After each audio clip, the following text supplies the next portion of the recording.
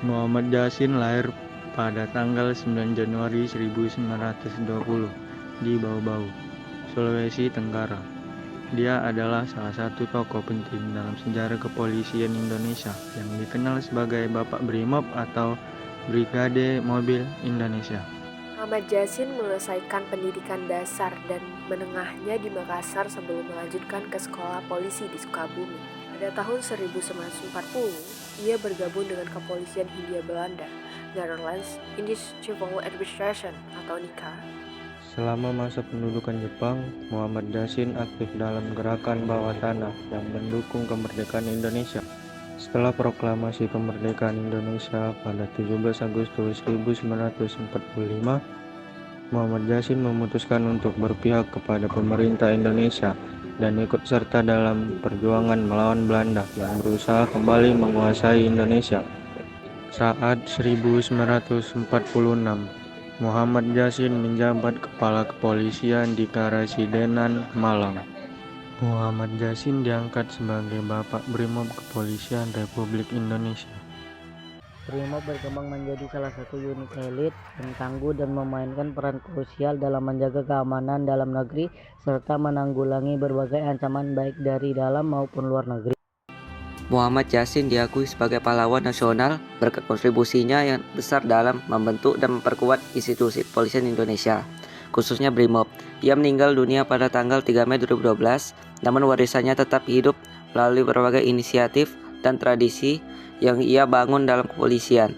Yasin dikenal sebagai sosok yang berdedikasi tinggi, berani, dan visioner dalam memperjuangkan keamanan dan kedaulatan negara.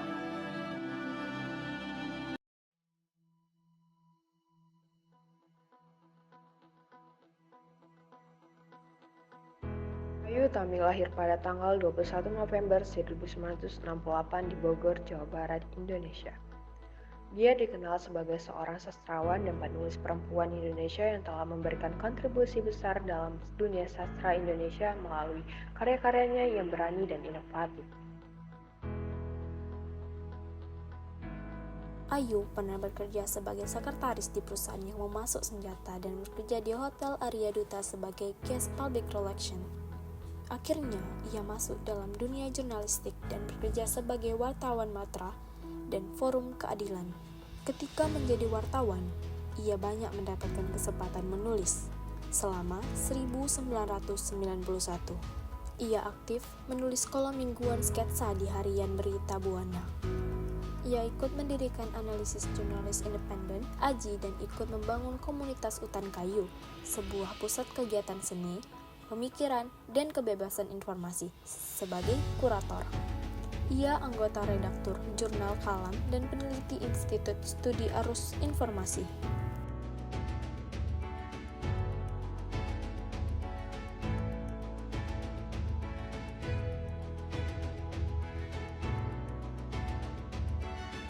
Setelah tidak beraktivitas sebagai jurnalis, Ayu kemudian menulis novel. Novel pertama yang ditulisnya adalah Saman 1998. Dari karyanya itu, Ayu menjadi perhatian banyak pembaca dan kritikus sastra karena novelnya dianggap sebagai novel pembaru dalam dunia sastra Indonesia. Melalui novel itu pula, ia memenangi sayembara mengarang roman Dewan Kesenian Jakarta 1998. Novel tersebut mengalami cetak ulang 5 kali dalam setahun. Para kritikus menyambutnya dengan baik karena novel Saman memberikan warna baru dalam sastra Indonesia. Karyanya yang berupa esai kerap dipublikasikan di Jurnal Kalam. Karyanya yang lain, Larung, yang merupakan duologi novelnya, Saman dan Larung, juga mendapat banyak perhatian dari pembaca.